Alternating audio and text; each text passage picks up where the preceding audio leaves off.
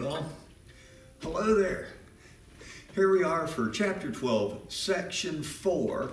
Today, we're going to talk about protecting our crops from pests, keeping other things from eating them, largely insects, but a few other things along the way. Now, one of the things we're really going to talk about is how that we can sharply cut down use of pesticides, or at least as much as we're using, without decreasing crop yields. We want to use as few chemicals as possible, and there are a lot of ways we can do it. Typically, if we use a mix of certain things, like cultivating techniques. Instead of always planting the same crop, which tends to bring in a certain type of insect, rotating crops, planting some different things along the way. Monocropping has a lot of issues, and polycropping, planting multiple things, a lot of times solves the problem. Using some biological pest control. Nature's out there taking care of these things. We're not overrun by ants or this or any other particular insect because predator-prey relationships. If one comes up, another comes in. So taking advantage of nature, just allowing biological pest controls to do its thing, sometimes bringing in the right other insects or critters to take care of them. And then using small amount of selected pesticides as a last resort.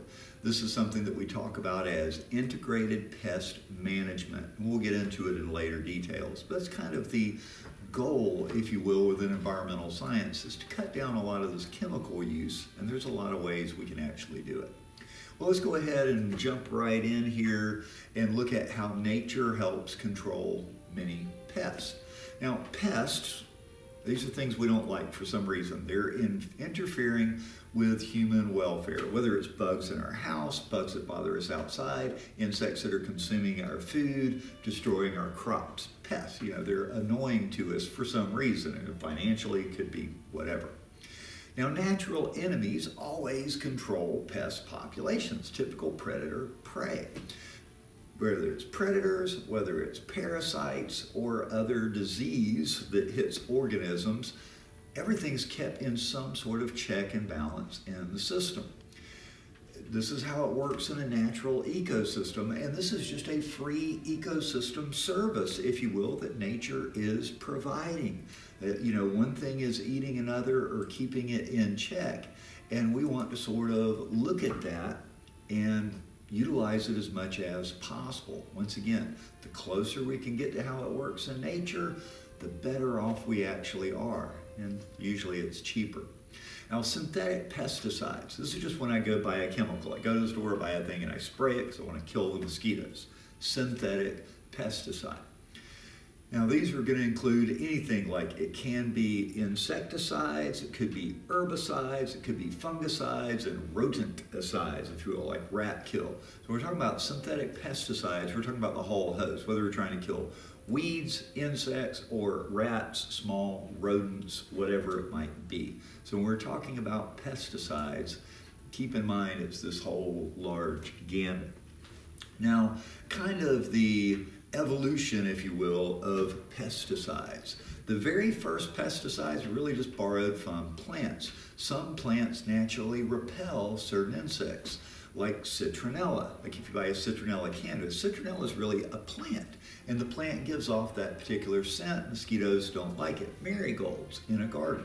Marigolds are another one that many insects, and especially mosquitoes, don't like. So a lot of times people will plant marigolds. Well, this is really our first genetic pesticides, and sometimes we took some of the stuff from them or spread them out, which led to our kind of second generation of pesticides, and these were just produced in the lab. DDT is the classic example. Phenomenally great pesticide, killed the pest, but it was very persistent, lasted in the environment for a long time, and we've seen a lot of health problems with it since it was first introduced. Then we also have what we call broad spectrum agents. In other words, there's one pesticide that's designed to kill a lot of various insects or pests, depending on what we're after. And this can be very toxic to beneficial. Once again, it's broad spectrum. It's designed to kill lots of things, so we're killing everything. We're hurting the good things with the bad things. And then we have narrow spectrum agents. This is where this is designed to kill ants, or this is designed to kill mosquitoes, or this is designed to kill cockroaches, where we try and get very specific and we're only going after a particular pest. And we'll talk about persistence. Some of these pesticides are more persistent than others. How quickly do they break down out in the real world, in nature? And if they last in the world for a long time, once again, DDT was a classic one, but it is not the only one, then we wind up getting biomagnification. It's in there, the things that eat it have more in them, the things that eat get a higher concentration, and it climbs up the food chain in that term we've talked about many times before, biomagnification. As in all situations, synthetic pesticides have both their pluses and their minuses, benefits as well as disadvantages. Let's talk about some of the benefits. There's been a lot of human lives saved from it because we've used pesticides to try and keep down mosquito populations in an attempt to try and defeat malaria, if you will, to keep it back. And many millions of lives have been saved by using pesticides to control the mosquito populations. It's increased our food supplies and it's reduced food losses because once again, locusts come into the field, we can spray and kill the locust and save the crops. So they've been incredibly beneficial in that way.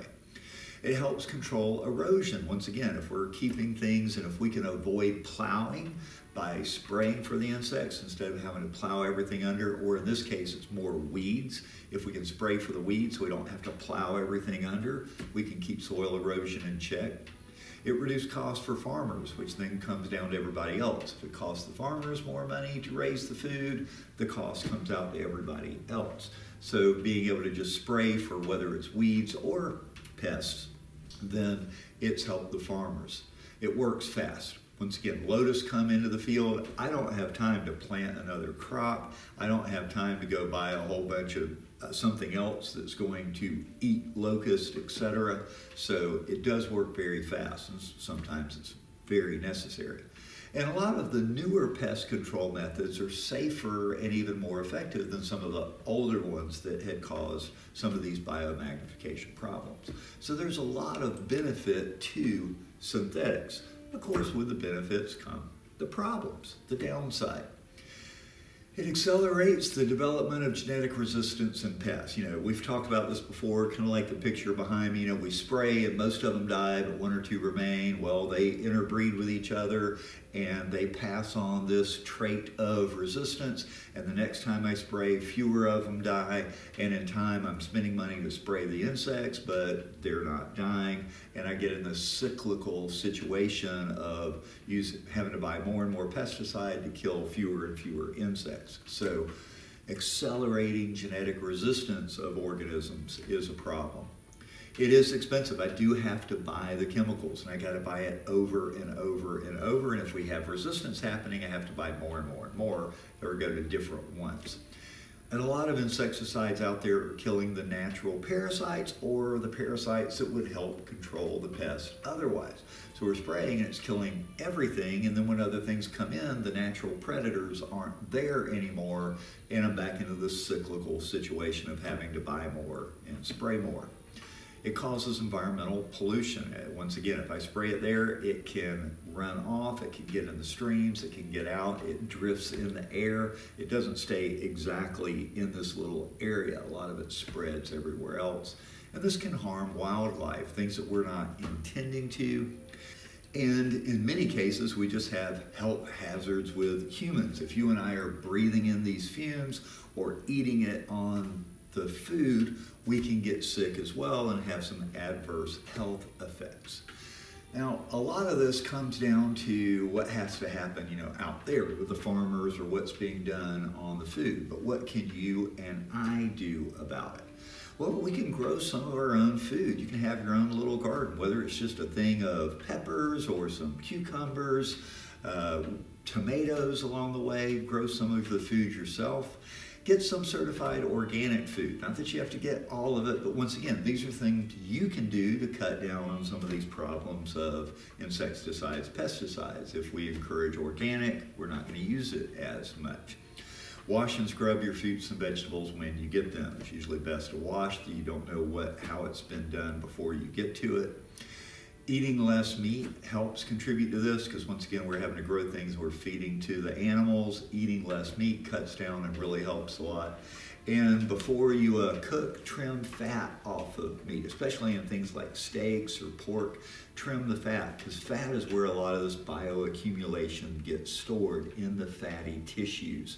So you're better off eating less of the fat, then the odds of you getting any of these chemicals into you goes down tremendously. Once again, just a few things that you can actually do. Now when we use these synthetic pesticides, a lot of times we have unintended consequences. It's one of these things. We do this and it's a chain reaction that causes something else to happen. Well, in Malaysia, they were having problems with mosquitoes and malaria, so we brought in a particular one, deodorant. So we sprayed deodorant to kill the mosquitoes, and it does this. Well, it also wound up killing the flies and the cockroaches. Well, the flies and the cockroaches have it, and the lizards come in, and they're eating the flies and the cockroaches, and then the lizards begin to die, and the lizards died, and then also their roofs began to fall in because then worms and etc. that they usually kept in check began eating through their thatched roofs. Then the cats came along, and they were eating the lizards as well that had died, and the cats died from the poisoning, and then the rat population exploded, and then they had problems with things with diseases carried by rats. All of this from spraying for mosquitoes. They literally had Operation Cat Drop at this island where they parachuted cats into the island, after this was all settled to try and get the rat population back under control. So a lot of times there are these unintended consequences, things we can't see all the way down the road. And it's just something we have to consider and think about. Now let's talk about the effectiveness of synthetic pesticides in the United States, just here at home. From 1942, World War II, through 1997, our crop losses from insects went from 7% to 13%, even though we have a 10-time increase, a 10-fold increase in pesticide use. So losses of crops has gone up, even though we're using more pesticides than we ever have before. And this is where some of these alternative pest management practices could replace up to half of our synthetic pesticides. Now, the pesticide industry disputes these findings, except for in other countries around the world, they are actually doing this. Their pesticide use is half or less of what ours is. Some countries are 90% less, yet the damage to crop from pesticides is less than ours. So of course the pesticide companies are going to dispute the findings because it's in their economic interest to continue selling more and more pesticides. But there are ways that we can go that are not just more and more chemicals. And this is something that we are looking at very seriously in the U.S. and we need to put more efforts into. Now we do have regulations on synthetic pesticide use, chemical pesticides. We have certain agencies and laws. Once again, the EPA, the Environmental Protection Agency, the USDA, Drug Administration, and the FDA all have laws and acts in place about use of pesticides and certain ones. The Food Quality Protection Act of 1996 really helped strengthen a lot of these things. The federal laws regulating pesticide use, however, tend to be inadequate and they're very poorly enforced. We don't have a lot of teeth behind this. There aren't people out in the field making sure it's being done correctly. Also, the United States exports pesticides that are banned here to other countries. And interestingly enough, some of those pesticides come right back in when we import the food back into here. So even though it's banned for human health, we sell it there, they use it on food and ship it back to us, and it still gets in the borders.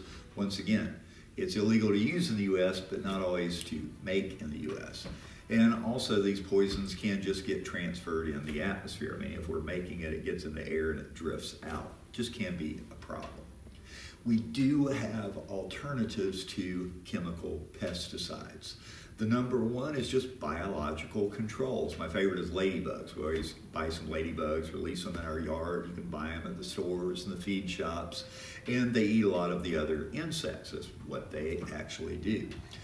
Natural predators and even parasites can be introduced. It keeps these in check. Once again, in the real world, the insect population is kept in check by natural predators. But when we go into a crop, we try and get rid of everything, and sometimes this is what causes problems. We've also used pheromones and hormones, and this can control the insect population. It can keep them from ever reaching adulthood, therefore they don't mate and don't reproduce, therefore controlling the problem. These aren't as fast, but they are very effective. We have ecological controls using plant diversity. If I'm always planting corn, well, I'm bringing in particular food that wants that. But if I rotate between corn and soybean and something else, well, this animals and organisms don't eat the same stuff, and it tends to keep the insects more in check. Yes, it takes a little more thought and preparation to do multiple crops, but it keeps our pests down without having to buy the chemicals. So it is needed a lot of times. And even varying planting times, that we can avoid when the major insect seasons happen, or blooms of insects, if you will, when the major time is. So just the types of crop and even when we plant them can make a big difference. And this is what we refer to as integrated pest management. And it really is the goal of a lot of industries right now, and a lot of people and agencies, to try and help teach farmers how to do this integrated pest management. It's where each crop and its pests. So we come in, we have to look at what the farmer's doing, and we look at the pests that are there and what crops you're growing as part of this ecosystem that we're in. The idea, the goal of integrated pest management is to minimize the use of synthetic pesticides. We acknowledge we're going to need to use them, but we want to take the use way down so that we don't have as many of the harmful effects, whether it's polluting the environment, whether it's creating resistance in organisms, or even just cost to the farmer. Now, the disadvantages of it are that it does require expert knowledge. Not just anybody can say, ooh, well, let's do this and that. Somebody has to come in and say, what do we have?